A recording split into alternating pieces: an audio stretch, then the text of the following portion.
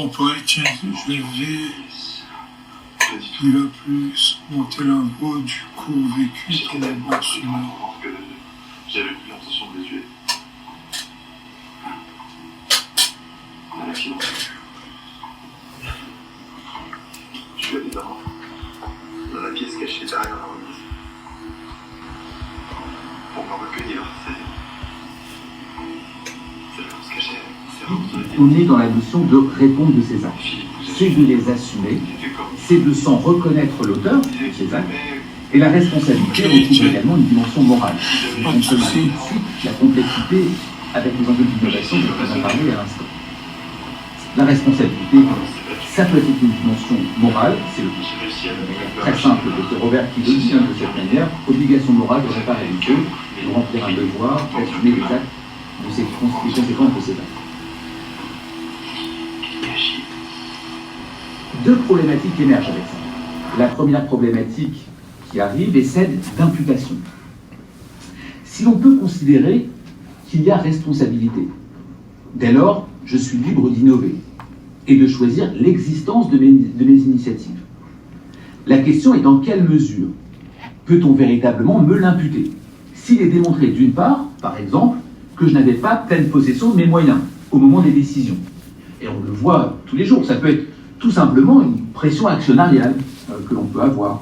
Souvent, la responsabilité, on va essayer de la questionner ou de la mettre en cause lorsqu'on va parler d'une déficience physiologique ou d'une déficience psychologique. La déficience psychologique, c'est quelque chose qui est intrinsèque à l'individu, qui peut lui arriver, alors que la déficience physiologique peut être par une situation où la conscience est altérée. Une prise de drogue, par exemple, ou une prise d'alcool qui peut altérer la capacité de réagir de manière correcte. Mais ce n'est pas pour ça qu'il ne faut pas oublier la première dimension, qui peut être une pression actionnariale que l'on peut avoir et qui va mettre en place une sorte de structure, une pression qui va me faire prendre des décisions pour lesquelles on va m'imputer la responsabilité, et pourtant, elle pourrait être extérieure à moi, mais il y aura eu des effets qui m'auront, entre guillemets ici, forcé à l'avoir mis en œuvre. C'est pourquoi il est compliqué et pourtant indispensable de lier responsabilité et liberté. Responsabilité et liberté vont ensemble. Être libre, c'est assumer l'ensemble de ses actes. D'ailleurs, je ne m'étendrai pas pour l'instant en tout cas sur le sujet, mais c'est bien le propos parfois des libertariens qui veulent absolument innover de manière totalement libre en disant chacun est libre d'assumer ses actes. Être responsable, c'est pouvoir répondre de ceci, du fait évidemment de cette liberté. Si vous comprenez bien, un homme prudent qui voudra être absolument libre prendra le moins de responsabilités possible, car il lui sera tout bonnement difficile de les assumer. Si nous pouvons nous sentir libres, avoir un ressenti libre, indépendant au sein de la société, qu'en est-il dans le cadre du travail, dans une entreprise par exemple? Pouvons-nous préserver en tant que responsables la liberté que nous souhaitons comme citoyens? On le sait, il y a des structures hiérarchiques. Les structures hiérarchiques vont être une forme d'organisation de pouvoir, et l'organisation administrative, opérationnelle des organisations, s'articule assez difficilement avec la liberté. Dans quelle mesure je suis véritablement libre de faire ce que je veux ou ce que je pense être bon? Si les structures sont présentes, je ne peux pas exprimer complètement cette liberté. L'individu ne peut rendre compte de ses actes que lorsqu'il est totalement libre. Dans un contexte économique où le marché du travail est tendu, par exemple, entre une offre et la demande, ça peut être le marché du travail à proprement parler, ça peut être la tension des marchés entre concurrents, par exemple, le salarié, comme par exemple l'entrepreneur, ne se sent pas totalement libre d'accepter ou de refuser certaines injonctions de cette hiérarchie qui peut être mise en œuvre. La seconde problématique concerne, la première c'est l'imputation, je l'ai dit, la deuxième c'est l'extension. C'est l'extension dans le temps et dans l'espace de la responsabilité de nos actions. Alors, si on dit de manière classique, la responsabilité s'évalue par les effets produits, les dommages qui peuvent être causés. Ça, c'est globalement Ricoeur. Cependant, Paul Ricoeur. Cependant, dans l'espace contemporain, se trouve l'extension ou l'inflation, c'est l'expression qu'on utilise parfois, de la responsabilité.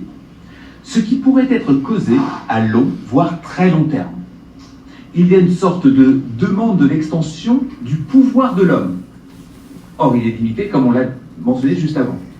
Il s'agit de sortir de la responsabilité donc juridique, qui n'est pas capable d'évaluer, avec une évaluation simplement de fait passé pour une responsabilité d'obligation. Une responsabilité d'obligation, c'est le passage entre le passé et le proche, ce qui peut arriver à court terme et ce que nous sommes en mesure d'élaborer simplement comme hypothèse. Le prochain, ce à qui cela peut arriver et que nous sommes en mesure là aussi d'élaborer comme hypothèse, et évidemment le plus complexe qui est l'inconnu. Le proche, le prochain, l'inconnu. C'est une différence d'ailleurs entre le juriste va vouloir imputer, et celui qui va innover, qui va avoir, lui, une responsabilité de longue portée. Le juriste ne sait pas faire la longue portée. L'innovateur est tourné vers cette longue portée. Et donc on se pose une question majeure. Comment étendre dans l'espace et le temps une responsabilité susceptible d'être assumée par des auteurs présumés identifiables des nuisances, sachant que la chaîne empirique de nos actes est virtuellement sans fin, comme le souligne Kant. Devient l'idée alors de réparation, indemnisation, assurance, alors qu'il n'y a plus aucun rapport entre les auteurs et les victimes. Et l'on comprend bien que cette complexité-là, si elle a toujours existé, ce que je dis là, ce que j'explique là, ça n'a rien de nouveau, on aurait pu dire ça il y a 2 siècles. C'est pas le propos. Le propos, c'est que les conséquences et le contexte aujourd'hui apportent cette question-là, de s'interroger sur comment faire lorsqu'il n'y a plus de rapport entre les auteurs et les victimes. Okay, computer.